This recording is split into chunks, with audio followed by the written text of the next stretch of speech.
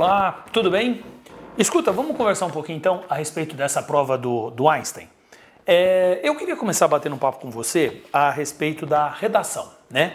Então a sentença, tema lá da nossa redação era a uberização entre a autonomia do trabalhador e a perda dos direitos trabalhistas, né? Havia 3 textos, base, para você ler. É um tema polêmico, é um tema bem cara assim da Fundação VUNESP, né?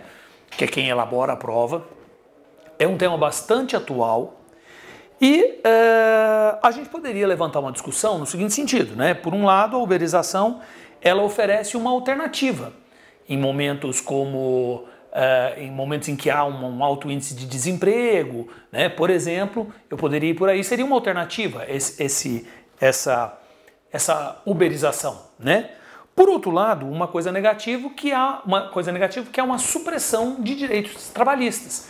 Então, na verdade, é uma espécie de uma terceirização de serviços. E, além disso, a gente não pode esquecer que as empresas responsáveis, por exemplo, Uber, por exemplo, Airbnb, né? Elas não falta a elas responsabilidade, muitas vezes, sobre os serviços que é oferecido. Portanto, você pode perceber que é um caminho polêmico. Você teria que ter assumido uma posição e levado uma discussão por aí. Mas um tema bem atual e eu acredito que, apesar da polêmica, não deve ter trazido nenhuma grande dificuldade, nenhum grande problema para você não. A prova propriamente dita, né? Começava com um quadrinho em inglês, surpresa nenhuma, isso já aconteceu. Na Fundação VUNESP isso vem acontecendo com uma certa frequência e a partir dessa tirinha em inglês, desse quadrinho em inglês, eu tinha que entender o texto, né, pela tradução e depois fazer uma relação lá com um ditado popular. As questões, elas versaram sobre gramática, né, dos tempos verbais, transposição de discurso, o que não é nenhuma surpresa, entendimento de texto, figuras de linguagem, a personificação, por exemplo, né? A cobrança da história da literatura, havia uma descrição, uma definição muito simples do naturalismo e a partir dessa definição eu tinha que chegar ao naturalismo.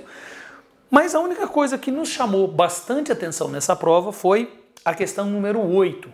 Ela tem um probleminha ali no enunciado. A gente percebe claramente que a ideia do examinador era cobrar a primeira pessoa envolvida no texto, mas do jeito que eles fizeram pode ter surgido uma certa ambiguidade aqui, se eu entender no sentido do autor manifestar uma opinião explicitamente, tá?